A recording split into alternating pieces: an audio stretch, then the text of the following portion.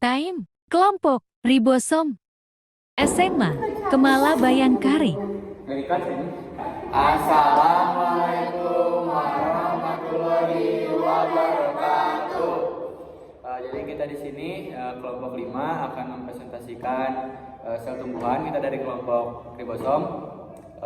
Nama saya Haikal Gibran Al-Syahba. Nama saya Alisa Sabila. Nama saya Faula Zahra Manita. Nama aku Zahra Gilingan Dika. Nama aku Ramina. Nama aku Fajar Faihan.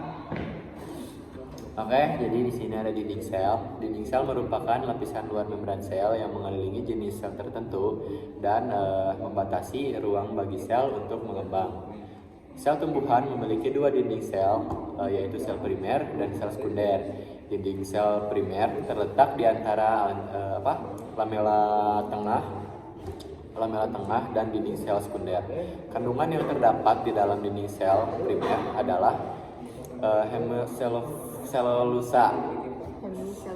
Nah itu selulosa kadarnya rendah lipid protein. Hal ini menjadikan dinding sel primer lebih fleksibel dan tipis dibandingkan sel dinding sekunder karena terbentuk pada saat sel membelah.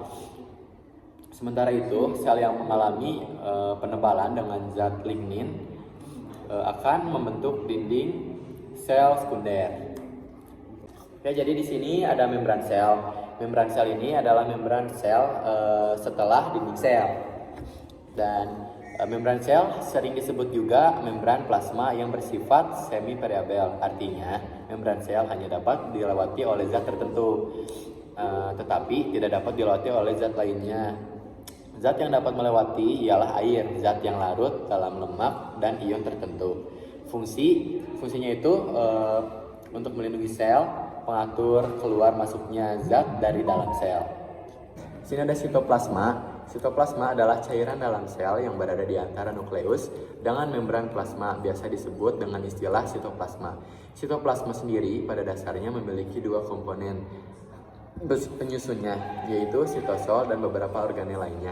Sitosol merupakan komponen penyusun yang memiliki bagian cair dari sitoplasma dan mengelilingi organel. Maka dari itu, terdapat sekitar 70 hingga 90% air yang di dalamnya dengan berbagai kandungan zat terlarutnya. Berbagai zat terlarut tersebut terdiri dari protein, lipid, dan zat sisa lainnya seperti karbon dioksida. Sitosol sendiri memiliki fungsi sebagai tempat reaksi kimia. Misalnya saja, reaksi kimia pada glikolisis. Tidak hanya sitosol, pada sitoplasma juga terdapat berbagai organel yang terpisah dari struktur sel. Fungsi sitoplasma: 1. Sebagai tempat berlangsungnya reaksi kimia. 2. Menyimpan berbagai jenis zat kimia yang digunakan untuk proses metabolisme sel. 3. Pelarut untuk semua protein dan senyawa dalam sel. 4. Perantara transfer bahan dari luar sel ke organel atau inti sel. Terus di sini ada nukleus. Nukleus merupakan organel sel yang paling penting dari sel eukariotik yang mengatur gen DNA untuk melakukan tugas yang berbeda, termasuk metabolisme sel, pertumbuhan, reproduksi, dan lain-lainnya. Terus di dalamnya ada nukleolus, merupakan suborganel yang akan ditemukan dalam nukleus yang memainkan peran sentral dan memediasi biosintesis ribosom. Lalu di pinggirnya ini ada retikulum endoplasma. Retikulum endoplasma merupakan organel sel yang umumnya terletak di dekat nukleus. Terdapat dua jenis retikulum endoplasma, yaitu retikulum endoplasma kasar dan retikulum endoplasma yang halus. Retikulum endoplasma kasar merupakan retikulum endoplasma yang ditempeli dengan ribosom terikat dan memiliki fungsi sebagai lokasi sintesis protein dan modifikasi protein. Sementara itu, area halus merupakan retikulum endoplasma yang tidak ditempeli ribosom terikat dan memiliki fungsi untuk melakukan sintesis lipid, metabolisme karbohidrat, detoksifikasi racun, dan penyimpanan kalsium. Jadi di sini ada nukleus. Nukleus merupakan organel sel yang paling penting dari sel eukariotik yang mengatur gen DNA untuk melakukan tugas yang berbeda termasuk metabolisme sel, pertumbuhan, dan reproduksi. dan lainnya.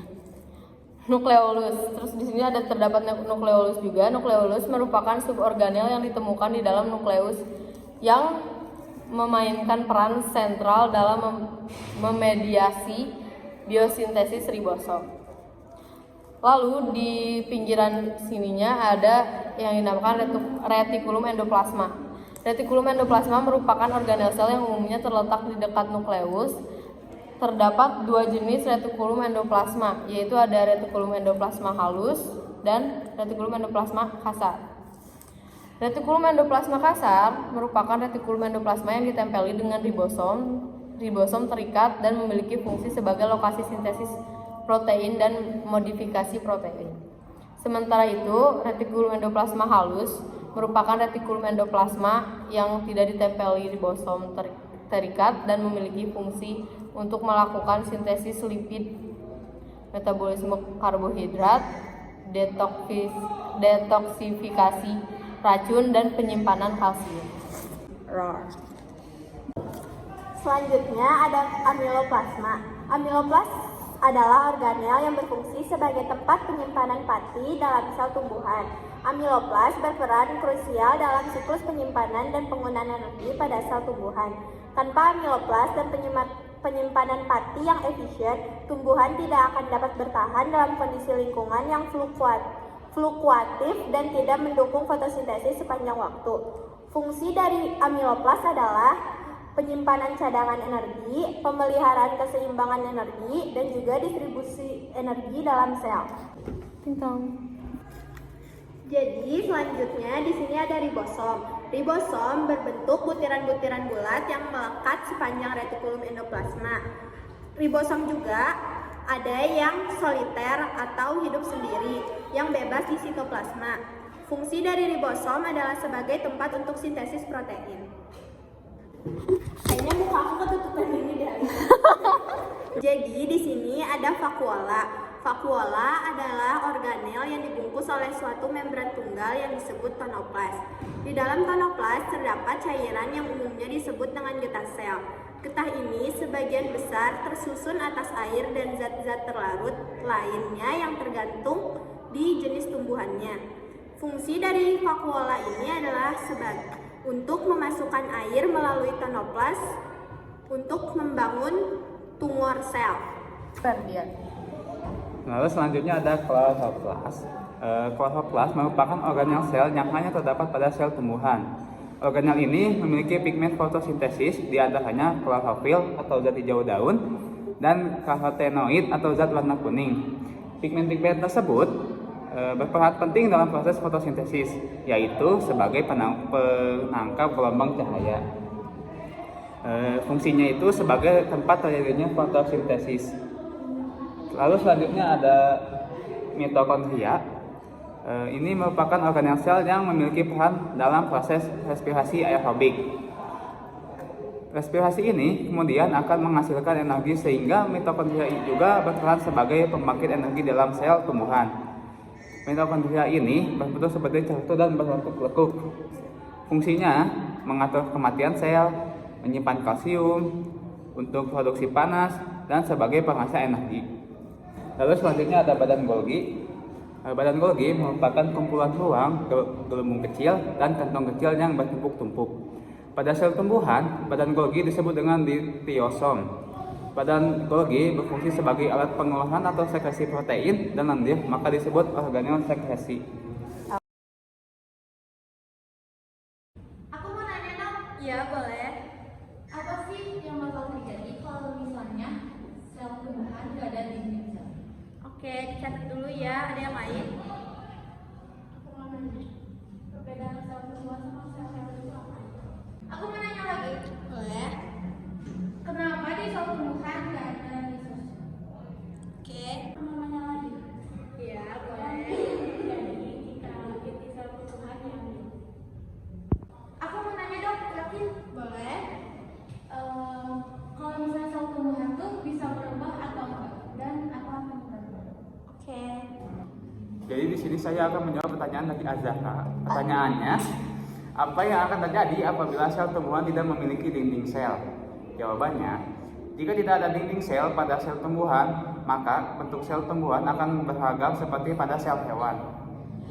Saya akan menjawab pertanyaan dari Erlina.